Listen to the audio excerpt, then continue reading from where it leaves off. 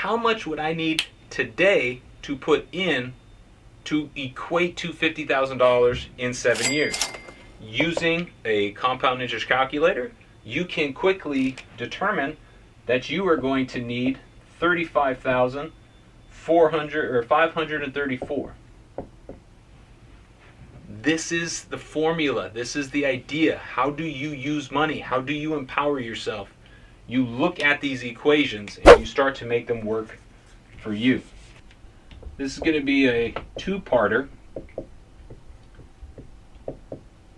but it is going to really enlighten you on what the power you have in your hands is. So Ricky and Susie are both age 25. You can make them younger, you can make them older, however you like in your scenario. And their goal, they set a rich goal, which we learned about last week, to be financially free by age 65. So they're both looking at their working life and seeing how much they have. They believe they can earn 7% interest. This is something you can simply do using that online calculator.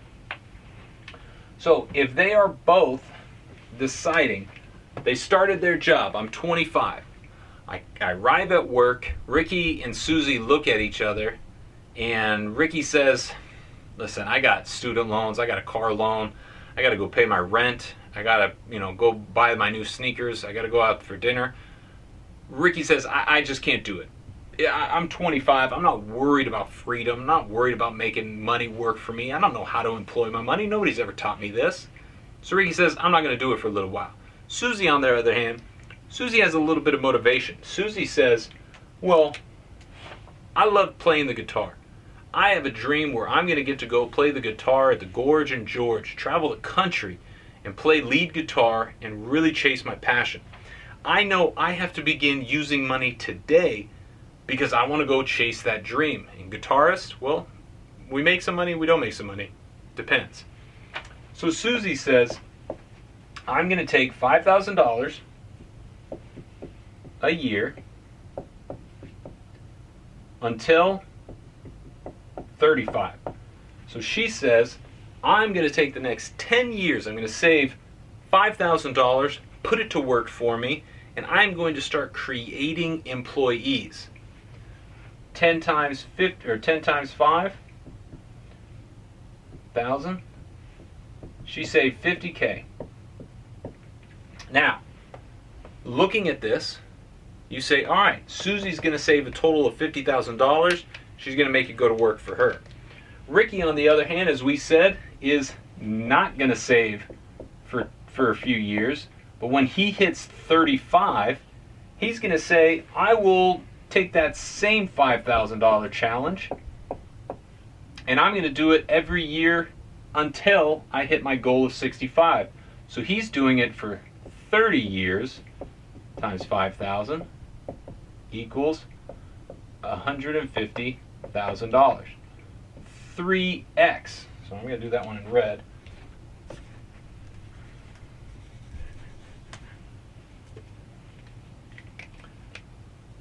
$3x. All right. So as you look at this equation, Susie starts right away saving $5,000 a year from 25 until 35. So over 10 years saves that $50,000 and employs it. Ricky 3 multiplies her, but doesn't start for 10 years later. He says, I'll do that same $5,000 for 30 years, saving a total of $150,000. The question becomes, who wins? Who's going to end up with this equation, and who's going to end at 65 with more freedom?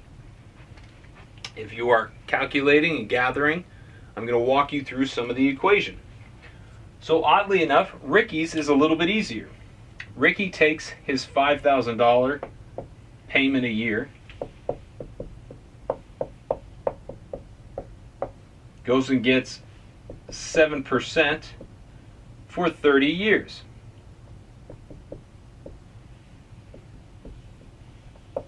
And Ricky ends up with